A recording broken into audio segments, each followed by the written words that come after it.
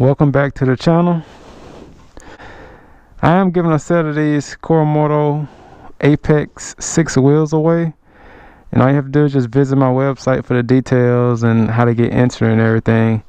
But whoever wins, when I draw their name, you know, whatever bike you have, you just let me know which bike it is and which color of these wheels that you want, assuming that Moto has that color, and then I'll get those bad boys sent over to you. So would you rather have a 2020 Yamaha R1M or a 2020 BMW S1000RR? I've been thinking lately on if I get a new bike or what it would be, and I've narrowed it down to the 2020 R1M or the 2020 BMW S1000RR. Now, I'm not saying that next week you should expect me to pull up on a new, brand new BMW. I'm just debating on, whether I should upgrade and get a newer bike. Because up until recently, I didn't know that the R1M was getting the special treatment that it's getting. So the 2020 R1M is coming with basically a new cylinder head. I know they're changing they have that fancy finger followers set up in the cylinder head now. They're changing the intake, the fuel injectors. So, all of that should equate to more power. As far as how much power, that's the big question. So I did a little, I know now one thing I did notice between the two bikes is that the R1M is roughly like 20 plus pounds heavier than the BMW. The 2020 BMW is like around 420-ish pounds, and the R1M wet weight is 450 pounds. So that's 20-25 pounds. That's a big difference, and I'm sure everybody has seen, the BMW is putting out decent numbers on the dyno. But, obviously the 2020 R1M is not out yet, so we don't really have any, numbers to compare. But the fact that, the whole, combustion process is getting revamped means that we should at least see a decent increase in power.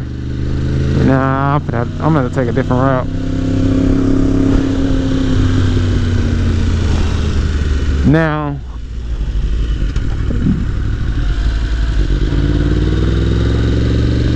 I love what BMW has done with the new S1000, which is one of the reasons why I narrowed it down to one of my choices. Now obviously I'm leaning more towards the new R1M, because the new R1M actually, it looks pretty. I like the new look of it. I like the more the carbon fiber, like blacked out like look to it. I like that. So I think that was a good job for them to change that.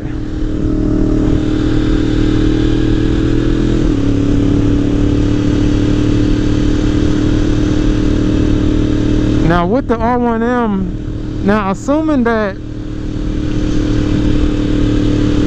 if I had to guess, I would say the new R1M probably makes at least, 5 horsepower more than what the previous model make. That's just me making an assumption.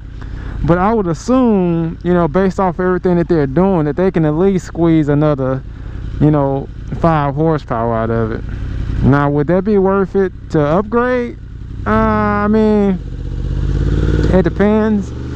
To me, honestly, if say they came back and say, oh, the new R1M makes, you know, 8 to 10 more horsepower or something crazy like that, then yes, I'm getting rid of this R1M and then I'm going to get the 2020. But, you know, to be realistic about it, I would expect maybe, you know, about 5 horsepower if I had to just guess. But you know what I'm saying, that's just me making a guess. But I can't wait for them to come out.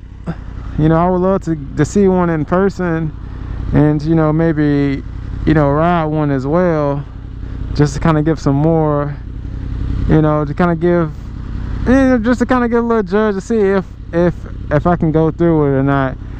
Like I say, I honestly, I cannot see them putting a new head, changing the fuel injectors, the intake, the air box, all of that, and then not getting no power out of it. You know what I'm saying? It's not worth it for them to go through all that trouble to come out with a motor that makes the same power. So I know it should definitely make more power, and it will definitely make it more competitive to the other bikes. I just wish that Honda would jump on the same bandwagon as everybody else, because this wouldn't even be no discussion about what bike I would have. If the CBR came with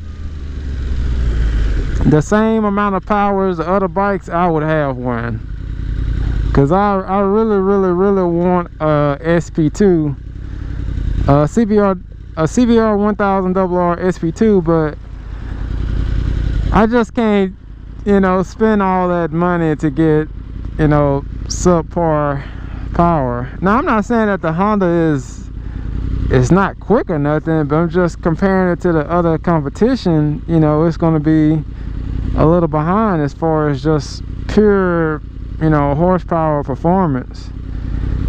And for me, you know, that matters. But if all the bikes are on an even playing field, I would definitely have an SP2 in my garage right now.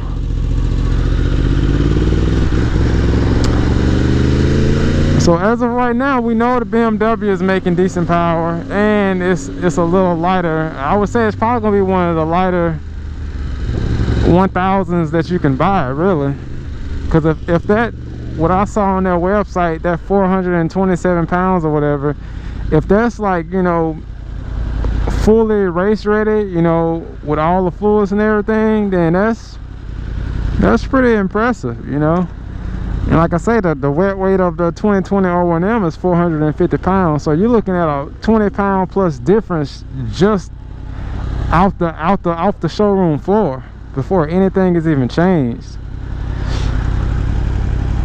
So, you know, but yeah, that's what I've been thinking about. I narrowed it down to those 2 bikes. Like I said, this is not 100% set on whether I'm going to get an R1M or a BMW. So we'll just have to see how that unfolds. Another reason why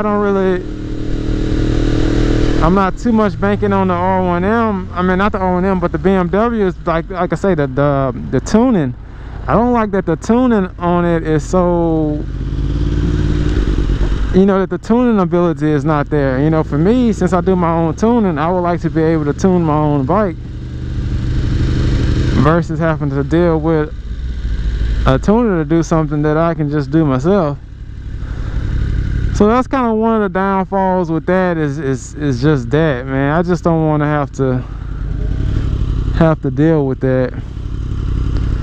But outside of that, I mean, I'm loving both bikes. I mean, they both seem, you know, they both would be great bikes, and the R1M right now is looking very promising. You know, I'm glad that they're stepping it up, because when I first saw it, I was just like, oh man, they changed the fairings, you know, that's it, and just a simple fairing change. I'm like, nah, man, I was expecting, you know, I'm trying to, you know, hearing new motor, completely new motor or something like that. But like I said, this is before I found out about the cylinder heads and things. So when I found out about the cylinder heads, I was like, okay, well, this might be worth me venturing into.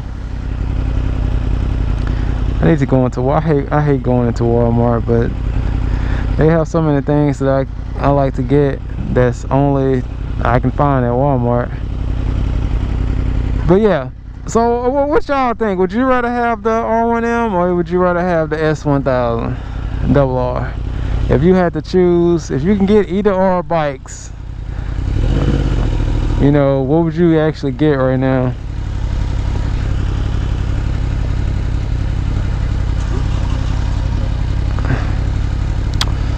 But yeah, I'm about to go ahead and do some shopping. I just wanted to touch base on that.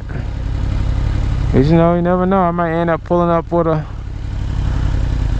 a new 2020 R1M on everybody, you know what I'm saying?